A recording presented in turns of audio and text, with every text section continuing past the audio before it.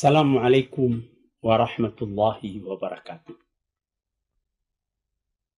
Para penonton, pendengar, penglihat, pirsawan, seluruh tanah air yang saya cintai. Hari ini adalah hari yang besar sekali artinya bagi kehidupan seluruh kaum muslimin, yaitu bulan mengerjakan haji. Kita telah tahu beberapa hari yang telah lalu masih berduyun kawan kita, teman sebangsa kita dari seluruh tanah air Indonesia, sejak dari Sabang sampai ke Merauke, pergi mengerjakan haji ke Mekah. Dan kebetulan pemerintah kita pun baru saja membeli 4 buah pesawat 747 Boeing yang diberi nama dari kota-kota kita yang besar, City of Jakarta, City of Bandung, City of Surabaya, City of Medan. Itu semuanya sekarang telah kita pergunakan buat mengikuti jamaah haji, akan pergi berangkat mengerjakan ibadatnya kepada Allah Subhanahu wa Ta'ala di tanah yang suci itu, di tanah yang sudah lebih daripada 14 abad menjadi kecintaan kita, yang hati kita terpaut kepadanya. Allahu Akbar. 5 kali sekurang-kurangnya sehari semalam kita menghadapkan muka ke sana, menyatukan hati dan pedoman hidup dan tujuan hidup seluruh kaum muslimin yang pada masa ini sudah tidak kurang jumlahnya daripada 1 miliar di seluruh dunia ini. Pada tahun ini dari tanah air kita kabarnya konon tidak kurang daripada 75.000 orang yang naik haji, laki-laki dan perempuan, dari segala pelosok, dari segala pulau. Tuan-tuan yang terhormat, inilah panggilan yang istimewa yang menggugah hati tiap-tiap orang yang beriman. Dia menjadi rukun kita dalam beragama yang kelima. Sesudah mengucapkan syahadat, kita mengerjakan sembahyang 5 kali sekurangnya sehari semalam. Sesudah itu kita mengerjakan puasa bulan Ramadan sebulan di dalam setahun. Sesudah itu kalau kita mempunyai kesanggupan, kita mengeluarkan zakat 2,5% dari harta kita apabila nisabnya sudah sampai. Yang kelima, kita naik haji ke Mekah. Tuan-tuan, saudara-saudaraku kaum muslimin, menggetar dalam jiwa kita seruan buat mengerjakan haji ini. Ada orang mengatakan, kita tanyai, apa saudara belum hendak naik haji? Dia menjawab, belum ada seruan. Padahal kita sudah diseru. Sejak dari zaman Nabi Ibrahim kita yang beriman telah diseru. Wa anzim fin nasi bil hajj ya'tuka rijalan aw rukbanan wa ala kulli dhanbin ya'tina min kulli fajjin amiq.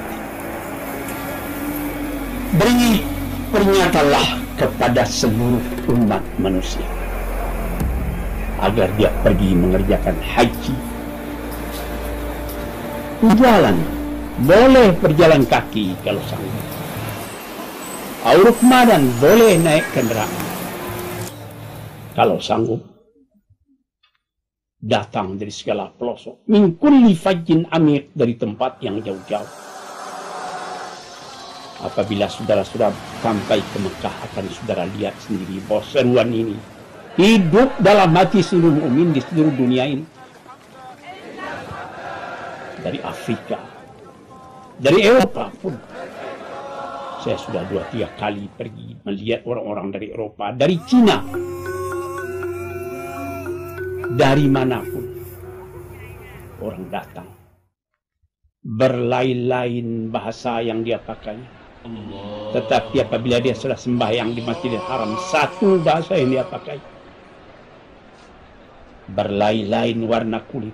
Ada yang kulit putih, ada yang kulit hitam, ada yang kulit merah seperti orang Indian, ada yang kulit kuning seperti orang-orang yang disebut kulit kuning dari Cina atau dari Jepang. Ini berkumpul. Orang tawaf keliling Ka'bah. Kita melihat warna-warna kulit yang bermacam-macam. Kita mendengar segala macam bahasa. Tapi sama sekali disatukan Tuhan dalam satu aqidah, satu kepercayaan. La ilaha illallah, tiada Tuhan melainkan Allah. Tuan-tuan, para pendengar, pencinta agama yang saya cintai pula. Ini mengesan di dalam hati bahwa bilangan kita di dunia ini tidak kecil. Ya, kadang-kadang bermacam-macam percobaan yang datang. Tetapi percobaan itu akan menguatkan iman kita belaka kepada Allah Subhanahu wa Ta'ala. Yang penting dan jadi intisari daripada mengerjakan haji itu ialah wukuf di Arafah. Wukuf artinya berhenti, tertegun di Ka'bah. Di Arafah. Sejak dari tergelincirnya matahari sampai waktu asar habis. Saudara-saudara, terbayang dalam mata kita sekarang. Beribu-ribu khaimah terpasang di tengah lapang yang sangat luas. Dan suara itu mendengung bersemongang ke langit. Apatah lagi setelah ada radio sekarang ini. Labbaik. Allahumma labbaik. La syarika laka. Labbaik. Innal hamda wan ni'mata laka wal mulk. La syarika laka. Tuhanku, labbaik. Aku datang memperkenankan panggilanmu ya ilahi. Ini arti labbaik. La syarika. Tak ada sekutumu dengan yang lain. Innal hamda wan ni'mata laka wal mulk. Segala puji-pujian, segala nikmat yang kau turunkan, segala kerajaan dan kekuasaan engkau yang punya. Ini mendengung di seluruh Arafah. Di situ akan Tuhan rasain bagaimana nikmat hati kita sebagai muslim. Muslim yaitu menyerahkan diri kepada Allah Subhanahu wa Ta'ala, zahiran wa batinan, awalan wa akhiran, lahir dan batin, dulu, sekarang dan nanti, terus menyerahkan diri kepada Tuhan. Dan yang mencengangkan lagi, yang mengharukan lagi apabila kita mengerjakan wukuf itu, pakaian sama, sehelai selendang menutup kita punya badan sebelah kiri, bahu sebelah kanan terbuka, sehelai kain untuk penutup aurat kita, tapi tidak boleh satu juga yang disarung, bersarung, tidak boleh dijahitkan. Ini apakah dia raja yang datang dari sebuah negeri yang besar, atau dia presiden dari satu republik yang besar seperti tanah air kita Indonesia ini, atau dia seorang jenderal dengan bintang 4 yang telah menang dalam berbagai peperangan, atau dia menteri dari satu kabinet yang kuat dan stabil pemerintahannya, atau dia seorang penyapu labuh, seorang penyapu jalan, atau dia seorang tani yang datang dari dusun yang jauh, yang baru sekali itu melihat kota Jakarta dan sekali itu melihat kota Jeddah, sesudah itu tidak melihat lagi apabila dia pulang kampung. Pakaiannya sama. Ini tuan-tuan yang terhormat, dengan sangat kita perhatikan, sungguh-sungguh mengharukan hati kita. Sama sekali berdoa kepada Tuhan, ya Tuhanku, aku telah datang ke tempat ini. Ya Tuhanku, aku minta diampuni aku punya dosa. Ya Tuhanku, jarak antara aku dengan engkau tidak jauh lagi. Doaku engkau terima, permohonanku aku kabul. engkau kabulkan, dan cintamu meresap ke dalam hatiku. Ini yang dirasakan apabila kita wukuf di Arafah. Sebab itu Nabi Muhammad SAW sendiri mengatakan, Al-Hajju Arafah. Inti haji Arafah itu. Kalau tidak dapat berkumpul di Arafah pada tanggal 9 hari bulan Dzulhijjah, itu bukan haji namanya. Baik pun terdahulu 1 hari belum sah, atau kata kemudian 1 hari belum sah. Walaupun misalnya perhitungan kita di sini, misalnya hari Jumat wukuf, rupanya perhitungan orang di Mekah hari Kamis atau hari Sabtu wukuf. Hitungan yang di Mekah itulah yang berlaku. Dengan demikian serentaklah orang mengerjakan haji. Tuan-tuan, saudara-saudaraku yang terhormat, ini satu keajaiban lagi. Beberapa kawan saya mengatakan, dan saya sendiri juga mengalami, apabila satu kali kita telah mengerjakan haji, sebelum pergi macam-macam debar jantung, apakah saya punya amalan akan sah, apakah saya akan diterima Tuhan, apakah saya punya mengerjakan syarat dan rukun haji ini tidak sempurna. Ini ketika sebelum pergi. Nanti apabila telah dikerjakan haji itu, oh begini, tidak sesukar sebagaimana yang saya pikirkan.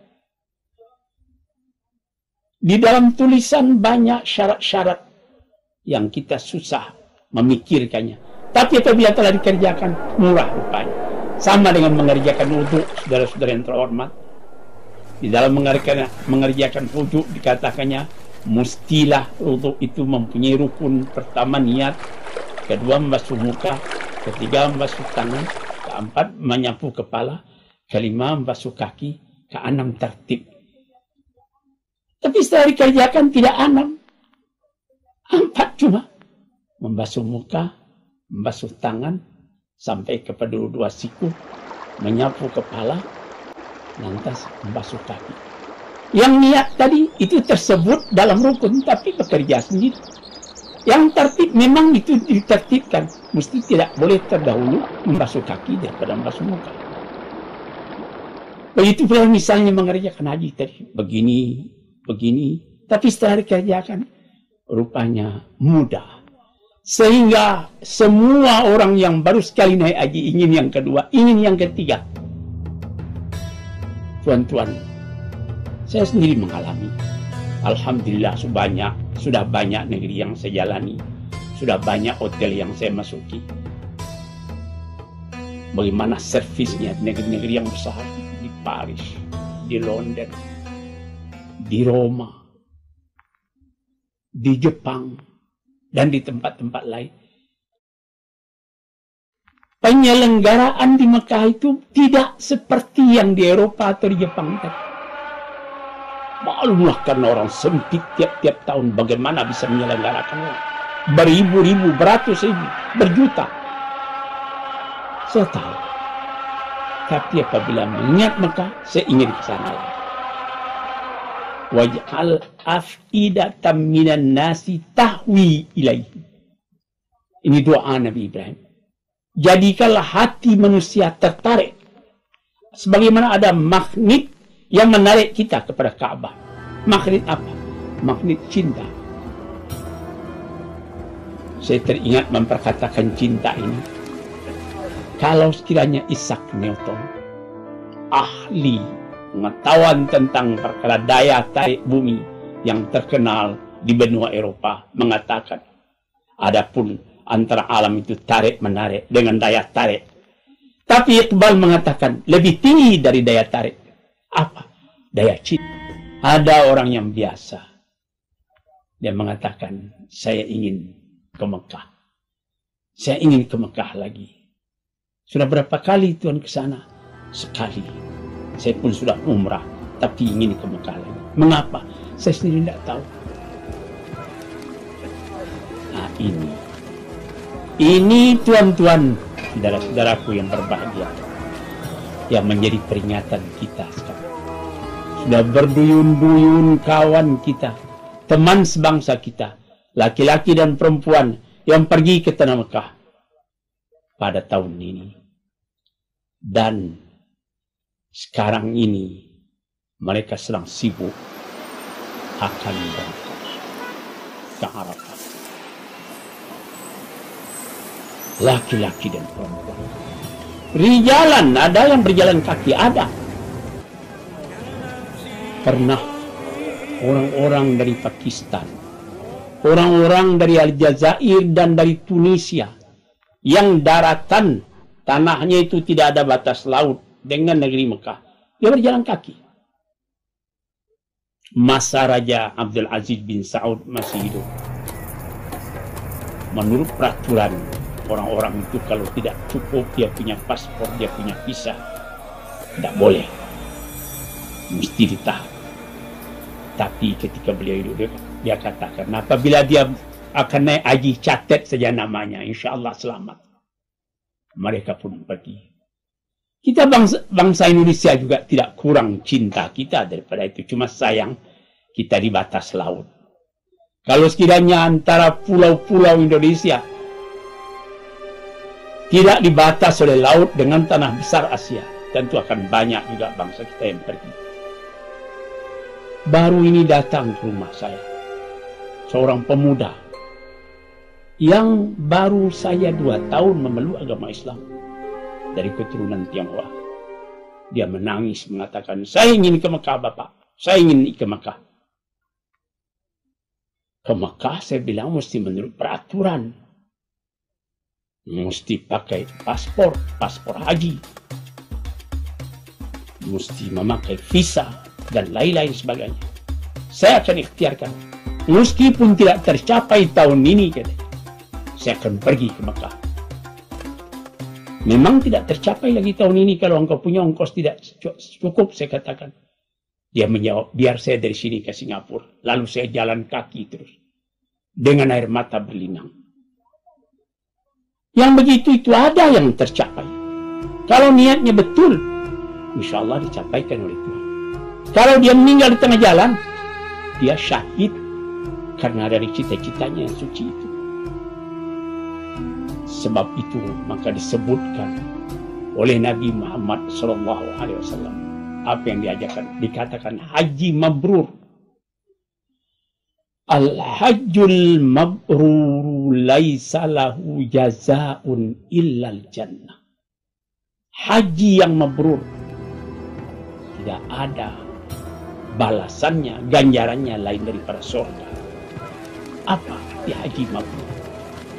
Haji yang amalannya diterima oleh Tuhan. Apa tandanya? Tandanya apabila Tuhan telah kembali. Bagaimana perasaan Tuhan sesudah mengerjakan haji? Saya banyak melihat orang-orang apabila telah kembali dari haji, memang ada perubahan pada jiwanya.